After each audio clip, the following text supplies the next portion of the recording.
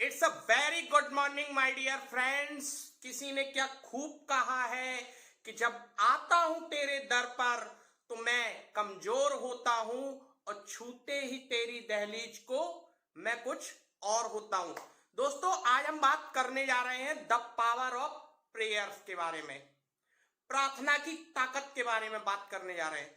दोस्तों, एक बार क्या होता है, एक बहुत ही रईस, बहुत ही अमीर इंसान एक टैक्सी से उतरता है और एयरपोर्ट की तरफ जल्दी जल्दी जाता हुआ दिखता है। एयरपोर्ट पे जाने के बाद वो अपनी फ्लाइट पकड़ता है।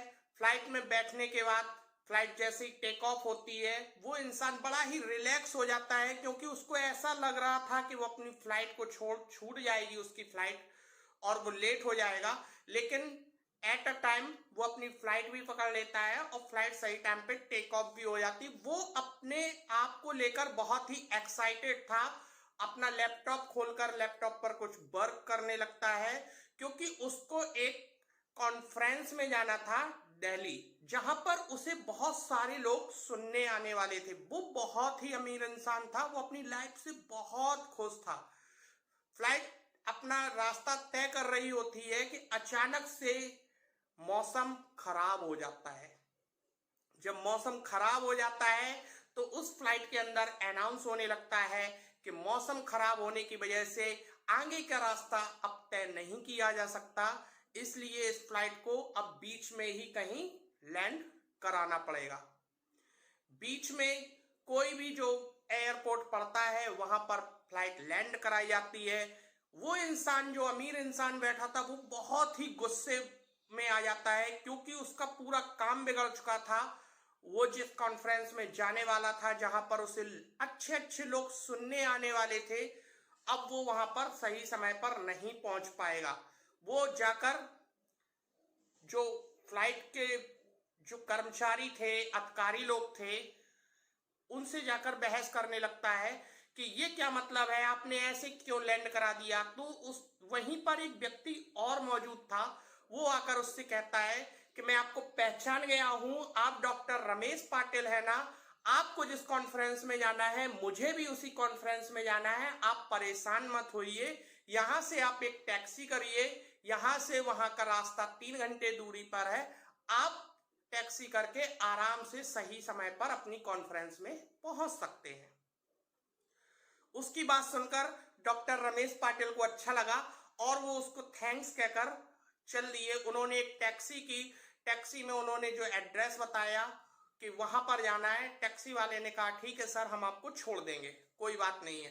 टैक्सी वाला अपना टैक्सी लेकर चलता है। मौसम बहुत खराब था, लेकिन जैसे तैसे टैक्सी अपना चलाता है। अचानक से क्या होता है, जो टैक्सी वाला था वो रास्ता भटक जाता है। टैक्सी वाले को समझ में आ जाता है कि वो रास्ता भूल चुका है, लेकिन पीछे बैठे साहब को वो ये बात कैसे कह दे कि वो रास्ता भूल चुका है, क्योंकि वो ऑलरेडी इतने परेशान लग रहे थे। लेकिन बताना तो पड़ेगा ही।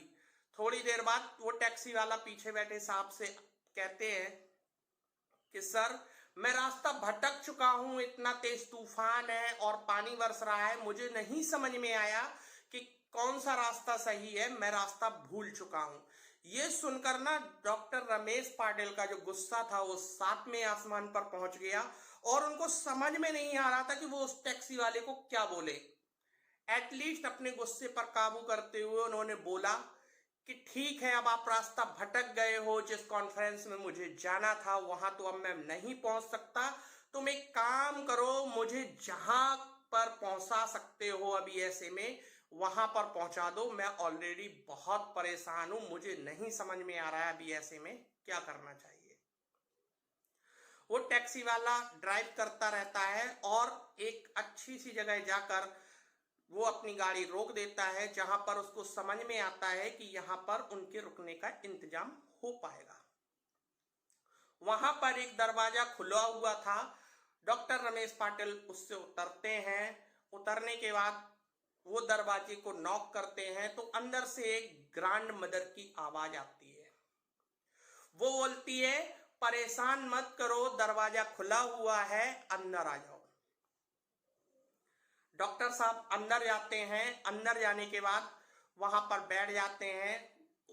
उस ग्रैंड मदर ने उनसे पानी के लिए पूछा, कुछ खाने पीने के लिए पूछा। डॉक्टर साहब बड़े खुश होते हैं, बोले माता जी अगर एक मोबाइल मिल जाता, मैं यहां से कॉल कर सकता तो आपकी बहुत मेहरबानी होती। वो ग्रैंड मदर कहती है कि कैसी बात कर रहे हो डॉक्टर साहब, इस गांव में कहाँ मोबाइल फोन, कहाँ नेटवर्क। आप एक काम करो, पानी और तूफान बंद हो जाने दो, उसके बाद आप बाहर जाकर आराम से जाकर कहीं टेलीफोन कर लेना। ये सुनकर डॉक्टर साहब रिलैक्स होकर बैठ जाते हैं और ग्रैंड मदर जो थी उनको थैंक्स बोलते हैं। बोले आप कितनी अच्छी हो, आप मुझे जानती भी नहीं हो और आपने मेरे साथ इतना अच्छा बिहेव किया। वो उनको थैंक्स बोलते हैं और कहते हैं भगवान आपको हर तरीके से खुश रखे। यहां पर वो ग्रैंड मदर कहती हैं कि क्या भगवान मुझे खुश रखे, मैं तो अपने आप को खुश नसीब उस दिन मानूंगी जिस दिन भगवान मेरी प्रार्थना सुनेगा। डॉक्टर साहब कहते हैं ऐसी कौन सी प्रार्थना आप कर रही हो। वो ग्रैंड मदर कहती है ये जो आप सामने मेरा ग्रैंड सन देख रहे हैं, इसको एक बहुत ही खतरनाक बीमारी है और मुझे लोगों ने बताया है कि इस बीमारी को केवल पूना के रहने वाले डॉक्टर रमेश चंद पाटिल ही सही कर सकते हैं और कोई सही नहीं कर सकता। ये सुनकर ना डॉक्टर साहब के जमीर में पता नहीं कैसा क्या फील हुआ कि उनकी आंखों से आंसू आने लगे और उन्होंने उन माताजी को बोला कि माताजी आपकी प्रार्थना ना भगवान ने सुन ली है, आपकी प्रार्थना की वजह से ही मेरी जो फ्लाइट थी वो एट अ टाइम दिल्ली नहीं पहुंची, मैं अपनी कॉन्फ्रेंस अटेंड नहीं कर पाया। आपकी ही प्रार्थना की वजह से आज मैं आपके घर पे हूं। मेरा नाम ही डॉक्टर रमेश चंद पाटिल है और अब मैं आपके बच्चे की अच्छे से इलाज करूंगा और इसे बिल्कुल स्वस्थ कर दूंगा। तो दोस्तों कहा जाता है कि अगर शाखें रहीं तो फल और पत्ते भी आएंगे, अगर शाखें रहीं तो फल और पत्ते भी आएंगे और आज समय बुरा है तो अच्छे भी आएंगे। इसलिए दोस्तों कभी भी हिम्मत नहीं हारना चाहिए, हमेशा भगवान पर भरोसा रखना चाहिए और उस पर भरोसा रखने के बाद सच्चे मन से अगर आप प्रार्थना करोगे तो वो भगवान अवश्य स्वीकार करता है और कुदरत को भी अपने नियम बदलकर आपकी सहायता के लिए आपके घर पर आना पड़ता है।